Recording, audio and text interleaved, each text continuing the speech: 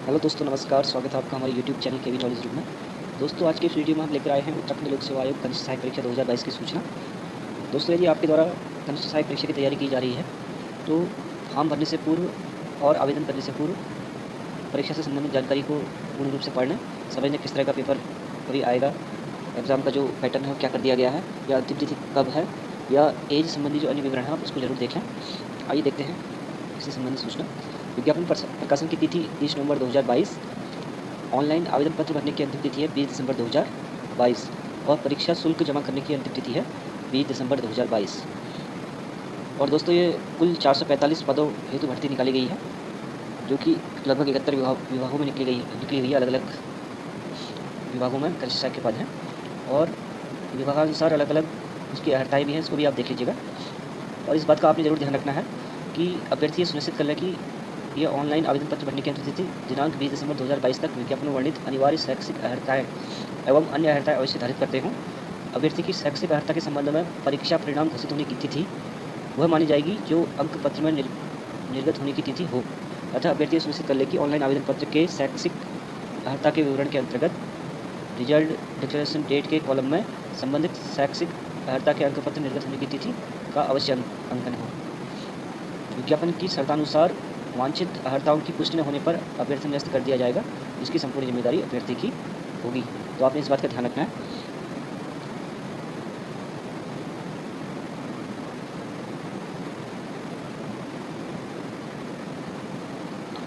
और दोस्तों, आपने फॉर्म भरने से पूर्व अभ्यर्थी परीक्षा योजना के लिए परिशिष्ट 1 से परिशिष्ट 6 दिए गए हैं, इनका अवलोकन जरूर करना है। अपनी योग्यताओं को, अपनी एज का अभी जो मांगा गया है आरक्षण से संबंधित जो सर्टिफिकेट है उसके संबंध में पूरी डिटेल इसमें दी गई है, परिशिष्ट 1 से 6 तक। आप उसको जरूर देख लीजिएगा। अगर आपको इसका PDF चाहिए तो कमेंट बॉक्स में लिखिए, मैं इसको PDF आपको उपलब्ध करा दूँगा। आइए देखते हैं कुछ अन्य महत्वपूर्ण जानकारियाँ।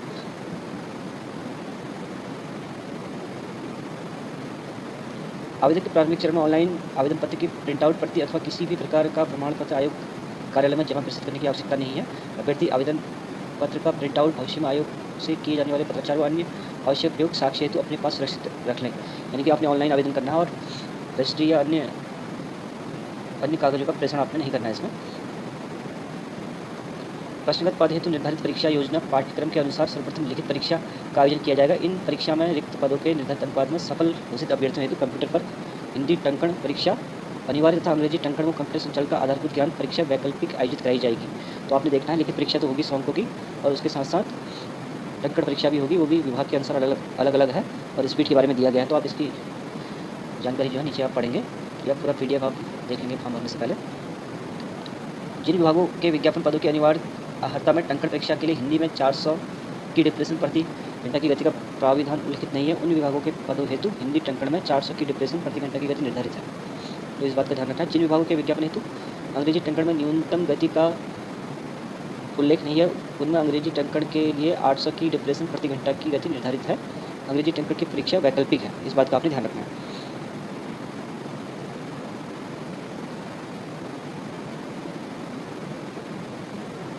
आप इस पूरे PDF को आप पढ़ लीजिए भरने से पहले, मैं आपको उपलब्ध करा दूँगा, या आप UKPSC की साइट में जाके भी इसको देख सकते हैं। कुछ महत्वपूर्ण तथ्यों को हम देख लेते हैं।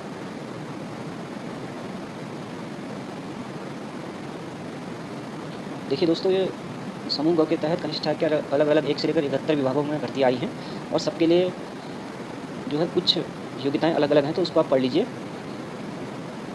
और मेरिट इसमें आपकी सामूहिक मेरिट बनेगी और उसके अनुसार ही चयन होगा आपका। लिखित परीक्षा वो कंप्यूटर और टाइपिंग टेस्ट के बाद।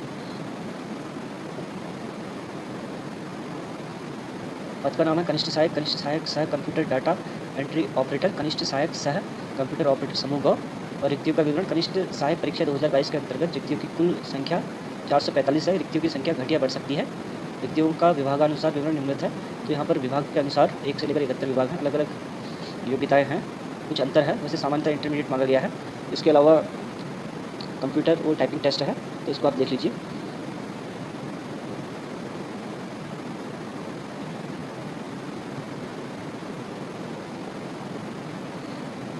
एक से लेकर टोटल 71 विभागों में मांगी गई है विज्ञप्ति।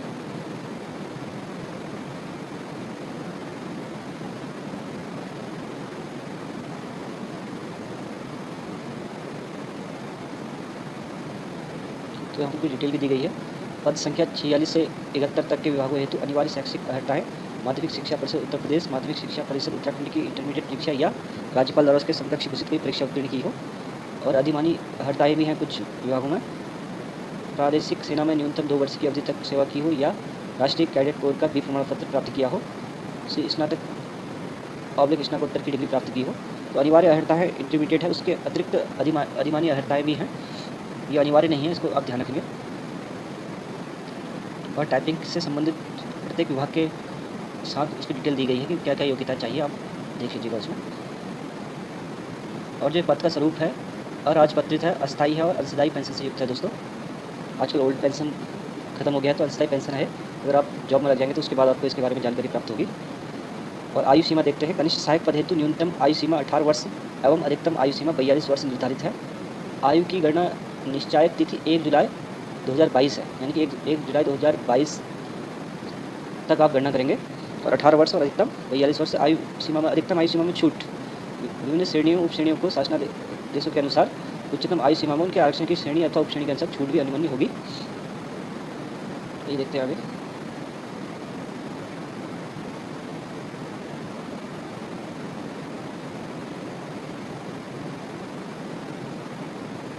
चरित्र प्रमाण पत्र देख लेते हैं। सेवा में किसी पद पर सीधी भर्ती के लिए अभ्यर्थी का चरित्र ऐसा होना चाहिए कि वह सरकारी सेवा में नियोजन के लिए सभी प्रकार से उपयुक्त हो। नियुक्ति प्राधिकारी या कार्य इस संबंध में अपना समाधान कर लेगा। टिप्पणी: संघ सरकार या किसी राज्य सरकार या किसी स्थानीय प्राधिकारी द्वारा या संघ सरकार या किसी राज्य सरकार के स्वामित्व में या नियंत्रणाधीन किसी निगम या निकाय द्वारा पदयुक्त व्यक्ति सेवा में किसी पद पर नियुक्ति के लिए पात्र नहीं होंगे। नैतिक अधमता के किसी अपराध के लिए दोषसिद्धि व्यक्ति भी पात्र नहीं होंगे। इस बात का आपने ध्यान रखना है। वैवाहिक स्थिति: सेवा में किसी पद पर नियुक्ति के लिए ऐसा पुरुष अभ्यर्थी पात्र न होगा जिसकी एक से अधिक पत्नियां जीवित हों, और ऐसी महिला अभ्यर्थी पात्र नहीं होंगी जिसने ऐसे पुरुष से विवाह किया हो जिसकी पहले से कोई पत्नी जीवित हो। परंतु सरकार किसी व्यक्ति को इस नियम के प्रावधान से छूट दे सकती है तो उसका समाधान हो जाए कि ऐसा करने के लिए विशेष कारण विद्यमान है। तो इस बात का आपने ध्यान रखना है। शारीरिक स्वस्थता ये सभी सरकारी सेवा में आवश्यक होती है, आप इसको भी देख लीजिएगा। और ऑनलाइन आवेदन किए जाने की प्रक्रिया है, पूरी प्रक्रिया इसमें दी गई है। तो आपने ऑनलाइन आवेदन जो है भली भांति अध्ययन करने के उपरांत करना है, किसी भी तरह की गलती नहीं करनी है इसमें, और गलती होने के बाद इसमें सुधार नहीं किया जाएगा। तो आप इसको देखिएगा और अच्छे से फॉर्म को भरिएगा। यहाँ पर दिया भी गया, देखिए। आवेदन शुल्क जमा करने के पश्चात आवेदन पत्र में भरे गए डाटा में अभ्यर्थी द्वारा किसी प्रकार का संशोधन नहीं किया जा सकता है, तो आपने इसका ध्यान रखना है। परीक्षा शुल्क net banking, debit card, credit card के माध्यम से जमा किया जा सकता है। उक्त परीक्षा हेतु आवेदन पत्र प्रोसेसिंग शुल्क टैक्स सहित 26 रुपये 55 पैसे है। शुल्क: प्रश्नगत परीक्षा हेतु अभ्यर्थियों को net banking, debit card, credit card के माध्यम से निम्नानुसार शुल्क जमा करना अनिवार्य है।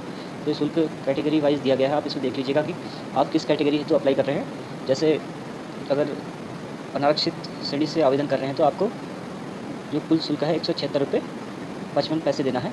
ऐसे अलग अलग कैटेगरी में दिया गया है, इसको आप देख लीजिएगा।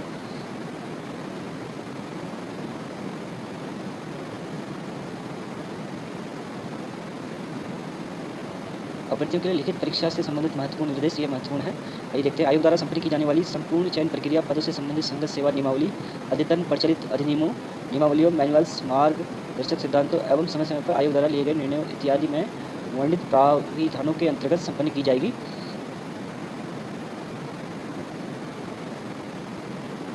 और परीक्षा के जो पैटर्न में कुछ बदलाव किया गया है वो भी आप देखेंगे। विज्ञापन पदों हेतु 2 घंटे समयावधि की एक लिखित परीक्षा होगी, जिसके लिए अधिकतम 100 अंक निर्धारित हैं। उक्त हेतु सामान्य ज्ञान, सामान्य अध्ययन एवं सामान्य हिंदी से संबंधित विषयों पर आधारित प्रश्न होंगे तथा प्रश्नों के मूल्यांकन में ऋणात्मक पद्धति अपनाई जाएगी। परीक्षा की तिथि की सूचना यथासमय आयोग की वेबसाइट पर प्रसारित कर दी जाएगी। तो आपने ध्यान रखना है, इसमें 100 अंकों की परीक्षा जिसमें 75 अंक सामान्य अध्ययन और 25 अंक हिंदी के हैं, और इसमें ऋणात्मक यानी कि माइनस मार्किंग भी होगी। इस बात का आपने ध्यान रखना है।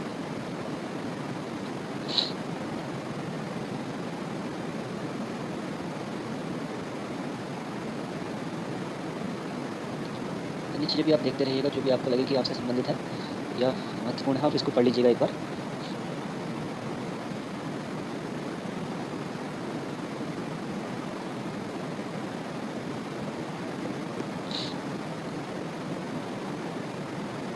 परिशिष्ट 1 है परीक्षा योजना। तो परीक्षा के बारे में इसमें डिटेल दी गई है कि आपको जो है परीक्षा से संबंधित क्या क्या अर्हताएँ हैं इसको आप पढ़िएगा और उसी के अनुसार अप्लाई कीजिएगा। और कनिष्ठ सहायक परीक्षा 2022 के पाठ्यक्रम ये बहुत इंपॉर्टेंट है, इसका जरूर ध्यान रखिए आप। लिखित परीक्षा हेतु वस्तुनिष्ठ प्रकार की होगी, ऑब्जेक्टिव टाइप, और इसमें विषय है सामान्य ज्ञान, सामान्य अध्ययन और सामान्य हिंदी। कुल प्रश्नों की संख्या 100 है और प्रत्येक प्रश्न 1 अंक का है। समय है 2 घंटा और 100 अंकों में भी इसको बांटा गया है। 75 अंक सामान्य ज्ञान, सामान्य अध्ययन और 25 अंक हैं हिंदी के। इसको आप पढ़ लीजिएगा। परीक्षा का पाठ्यक्रम सामान्य ज्ञान, सामान्य अध्ययन और सामान्य हिंदी। सामान्य ज्ञान एवं सामान्य अध्ययन 75 अंकों का है। इसमें भी देखिए दोस्तों बांटा गया पूरा पाठ्यक्रम। सामान्य विज्ञान कंप्यूटर से संबंधित 15 अंक हैं। भारत का इतिहास तथा भारतीय राष्ट्रीय आंदोलन 7 अंक हैं। भारतीय राज्य व्यवस्था 6 अंक। भारत का भूगोल एवं जनसांख्यिकी 7 अंक। समसामयिक घटनाएं 7 अंक। उत्तराखंड का इतिहास 6 अंक। तो पूरा ये बांटा गया है। तो आपने क्या करना, पाठ्यक्रम के अनुसार अपने कोर्स के अनुसार जो है तैयारी करनी है। कितने अंक का कौन सा आपका यूनिट है उस हिसाब से आप तैयारी करिए, तभी आपको सफलता मिल सकती है।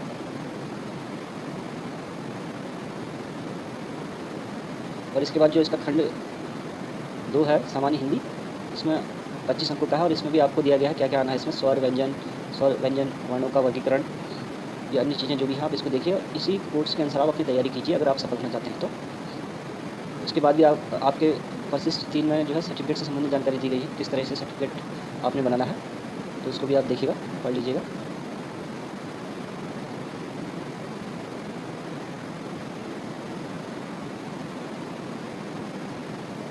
परिशिष्ट 5 में दोस्तों कनिष्ठ सहायक परीक्षा 2022 हेतु न्यूनतम अर्हता अंक जो है, जो अर्हकारी अंक हैं वो दिए गए हैं कि जैसे अगर अनारक्षित श्रेणी है तो कम से कम 45% उन्हें लाना जरूरी है इसमें।